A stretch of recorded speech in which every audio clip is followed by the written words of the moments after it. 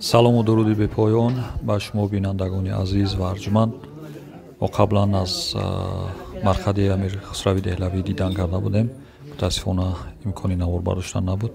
алон имконият даст дод ки муҷаддадан аз марқад дидан кунем ва онро навор гирем. хеле ки дида истодаед, мо пои бараҳна ба дидани марқад рафта истодаем. дар ин ҷо гул мефурӯшанд ба хотири пошидан бар болои қабри Амир Хусрав ва дигар шахсиятҳое ки дар ин ҷо мадфун ҳастанд.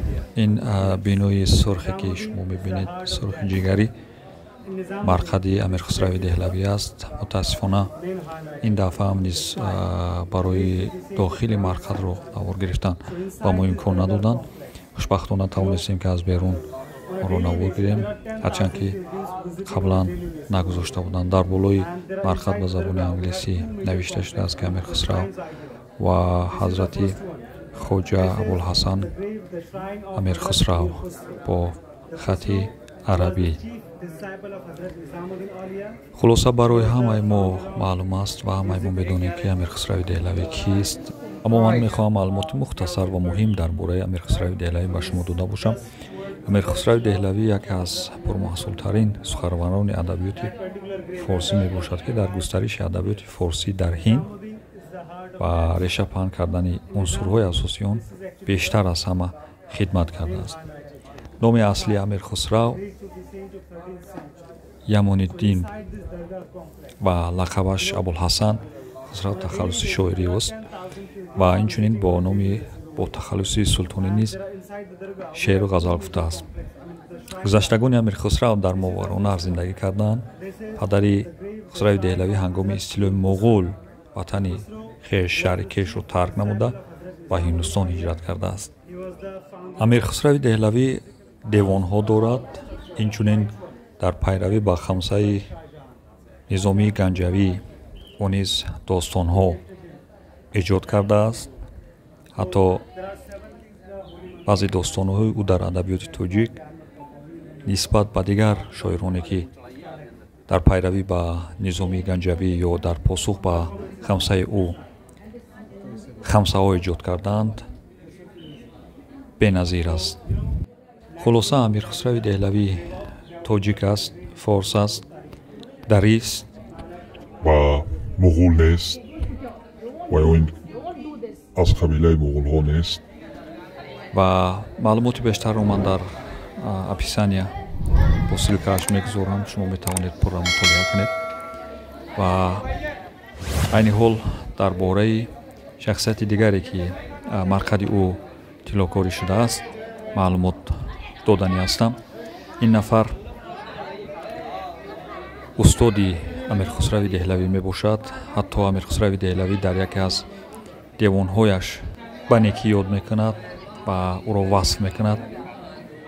номи ин шахсият хоҷа Низомиддини Авлиёст ва марқади ӯро бошад даргоҳ ё ин ки мақбараи Низомиддин меноманд. ҳатто ноҳия маҳалла бо номи Низомиддин хонда мешавад, яъне ноҳияи Низомиддин уест дар шаҳри Деҳлӣ. ҳамарӯза ҳазорон зиёраткунанда чӣ аз дохил бошад, чӣ аз хориҷ бошад, ба ин даргоҳ меоянд ва аз ин мақбараҳо ва ё ин ки марқадҳо дидан мекунанд. нигоҳубини марқад ва ин даргоҳ ки чандин мақбараи дигарро дар бар мегирад ба ӯҳдаи авлоди Низомиддин ё ин ки дудмони ӯ вогузошта шудааст ва онҳо ба нигоҳубин ва пеш бурдани ин кор машғул ҳастанд. ашъори Низомиддин ба шоҳҷаҳон ва духтари шоҳҷаҳон писанд мешавад. инчунин ба император Муҳаммадшоҳ низ писанд меояд ва дигар шоирон ва дигар шеърдӯстон ба монанди Амир Хусрави Деҳлавӣ низ аз ӯ пайравӣ мекунанд ва ӯро ҳамчун устод медонанд ва шеъру ашъори ӯро писандидаанд. чӣ хеле ки аз суханҳои роҳбалади мо бар омад,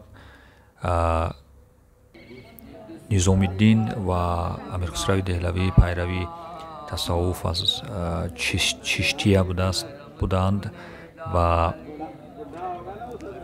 ҳатто бегоҳ дар ин даргоҳ сурудҳои суфиёна низ хонда мешудааст ки мутаассифона мо рӯзона омадем ва имкони дидани чӣ гуна суруд хондани онҳо нагаштем. ин тахтасанге ки дар назди қабр мебинед шаҷараномаи суфиёна аст ва мутааллиқ ба даргоҳи Низомуддин аст.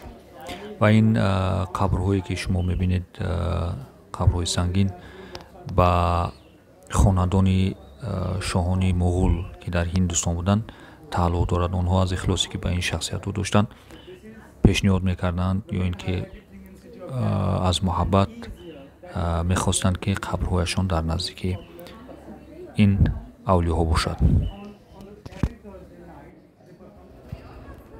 инак масҷиди хиштин ки бо хишти сурхи ҷигарӣ сохта шудааст, зиёда аз 700 сол қидмат ё ин ки таърих дорад ва ин масҷидам низ ба номи Низомиддин хонда мешавад ва як гумбади калон дорад ва чӣ тавре ки мо дида истодаем, намозгузорон намоз хонда истодаанд ва баъзе дар дохили масҷид хобанд ва воқеан масҷид зебост ва бо сохтмонӣ ва сохтори шарқиёна сохта шудааст ва албатта барои намоз хондан ба ин ҷо мусулмонони Ҳиндустон ва ҳатто аз Кашмир ба ин ҷо меоянд ки мо қаблан ҳангоми омаданамон дар ин ҷо аз мардуми Кашмир низ дида будем. ин буд маълумоти мухтасар дар бораи Амир Хусрави Деҳлавӣ ва Низомиддин Авлиё ва масҷиди даргоҳ. дар паноҳи Худо то наворҳои оянда.